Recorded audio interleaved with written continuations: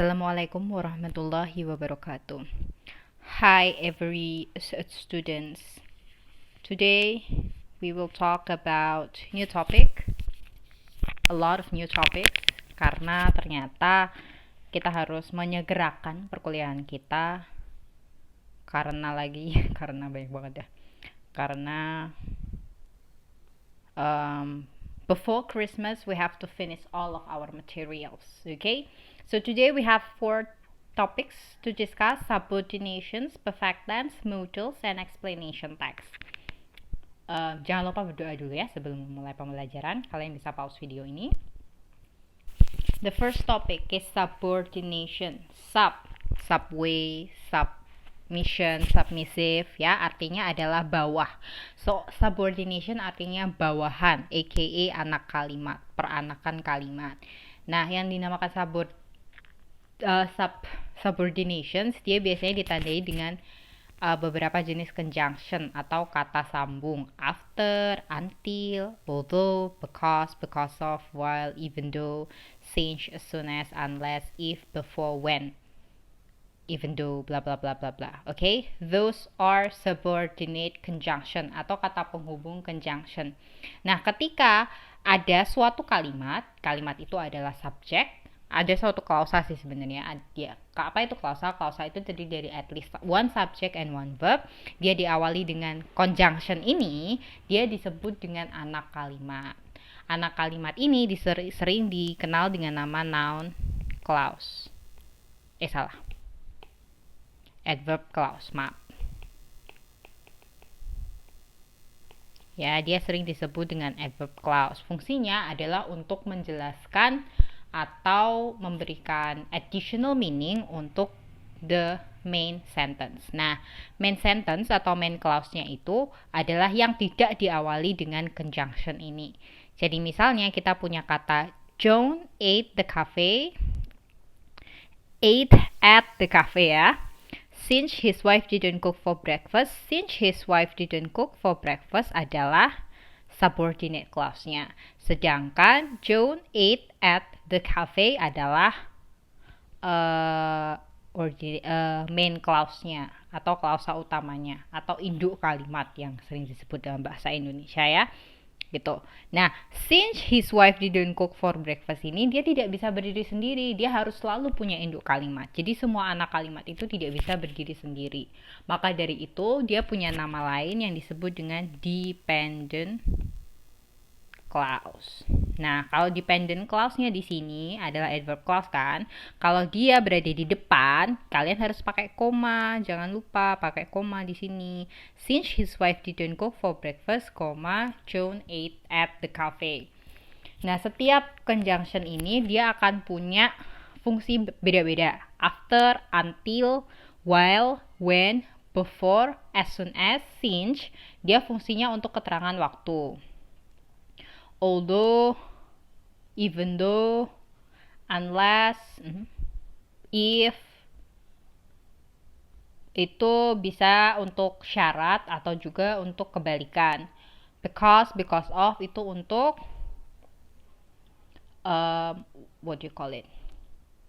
untuk reasons ya atau alasan. Nah, bedanya because dan because of adalah because itu dia diikuti dengan klausa. Klausa itu subject plus verb. Sedangkan because of dia diikuti oleh noun, noun phrase, gerund atau pronoun. Jadi kalian nggak bisa bilang because of I'm hungry. Nggak bisa. Kalian pakainya because of hunger. Gitu.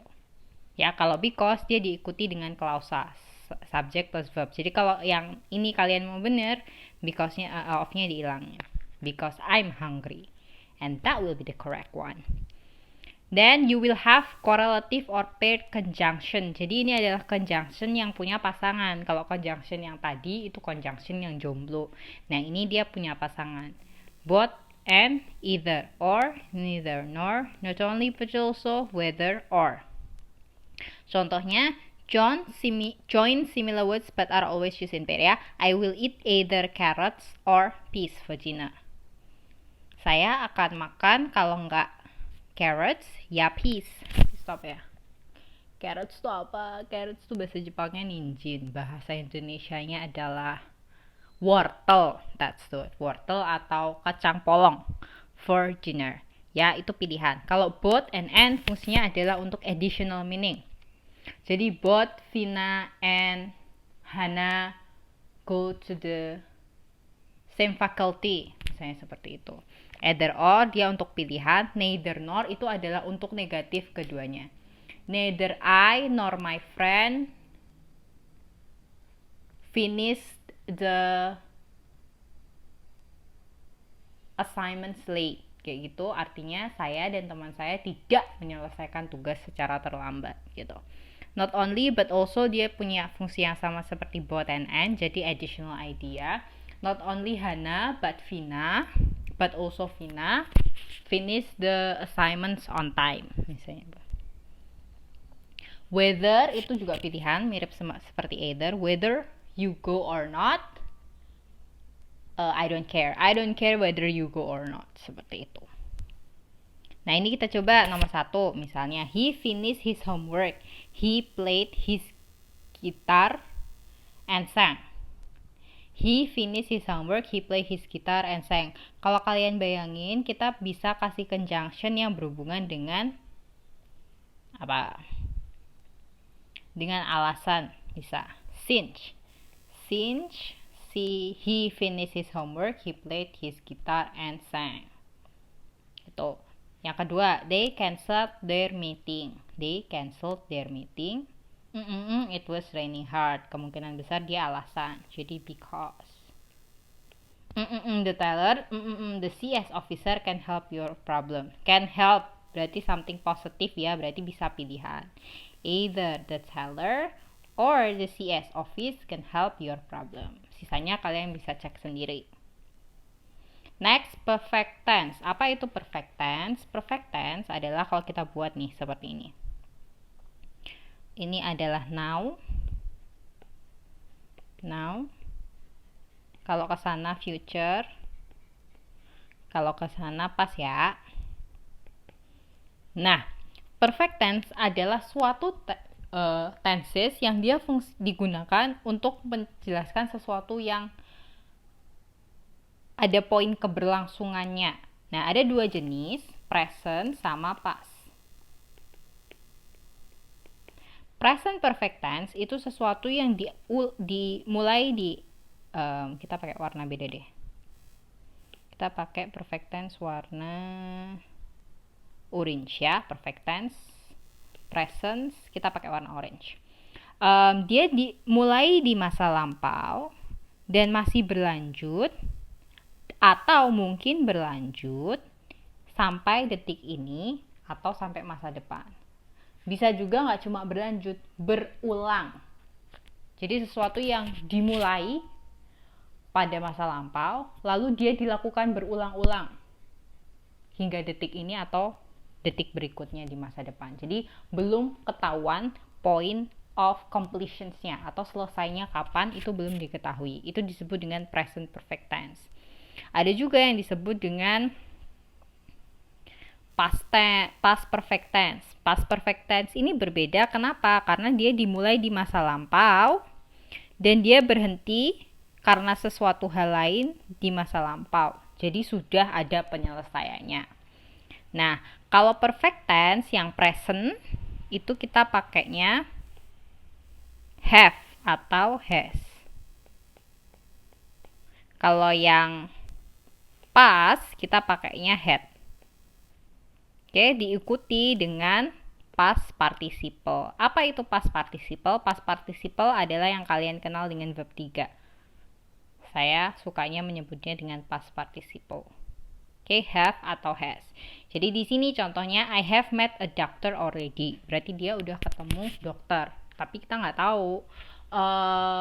Dan kemungkinan efek dari ketemu dokternya kan masih ada sampai saat ini. Makanya kita pakainya perfect tense present. Had she answered the question yet? Ini dia kemungkinan nyeritain in the past, something in the past. Jadi pakainya had. He doesn't remember having signed the letter. Dia lupa, dia nggak ingat apakah dia udah ngirim suratnya. So that's juga pakainya present perfect. Kalau misalnya kalian masih bingung, intinya itu aja. Present itu kita belum tahu titik penyelesaiannya kalau present perfect. Kalau past perfect, dia diselesaikan di satu poin lain di past. Gitu. Jadi misalnya ini kalian lihat correct incorrectnya ya. The baby drank a bottle of milk. Ini kita nggak bisa pakai drank. Drank kan verb 3 ya. Sedangkan ini nggak ada have atau has-nya atau had-nya di depan. Jadinya kita nggak bisa pakai drank, kita harusnya pakai drank. Gitu. Jadi incorrect. Having talked to the professor, he began doing his research paper. Having talked, karena having, kita bisa pakai past participles. Boleh, jadi dia correct. The boy has broke his bicycle. Ini ada has kan, tapi dia pakainya broke, harusnya broken. Verb 3, jadinya incorrect. Kalian bisa coba 4, 5, dan 6 sendiri. Next, we'll talk about modals. Modals adalah kata